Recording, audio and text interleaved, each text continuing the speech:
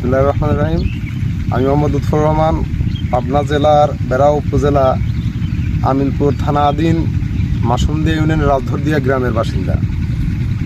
আমি কৃষি অধিদপ্তরের প্রদর্শনীতে 102 জাতের ধান রোপণ করেছি। আমি মূলত 12 বিঘা ধানের চাষ করি। এখানে এই ধানটা লাগানোর পর আমি বিগত এর আগে অনেক জাতের অনেক ধরনের কীটনাশক দিয়েছি। তো এইবার আমি বায়ার কোম্পানির নাটিভো এবং মাজরা পোকার জন্যে ভায়াগো স্প্রে করছি। তা ভায়াগো স্প্রে করার পর ইনশাল্লাহ এবার অনেক ভালো রেজাল্ট পাইছি। মাজরা পোকার কোনো লক্ষণ আমি এ পর্যন্ত দেখি নাই।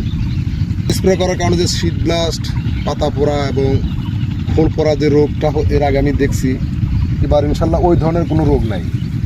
আশা করি ধান আমার এবার খুব সুস্থ এবং সবল প্রকৃতিরই আছে। দেখা যাক এখন বাদ বাকিটা আল্লাহর হাতে। নাটিভো ওষুধটা আগামী 50 থেকে 55 দিনের মধ্যে আমি আরেকবার স্প্রে করব।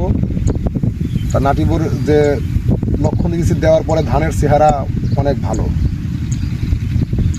তারপরে দেখি এবার কি রেজাল্ট আসে। আশা করি ভালো হবে। এর পর্যন্ত আমি যতদূর রেজাল্ট পাইছি তা খুব ভালো।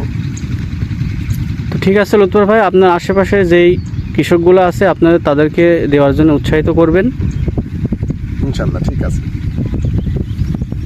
ধন্যবাদ লুৎফর ভাই আপনাকে। ওকে ভাইয়া।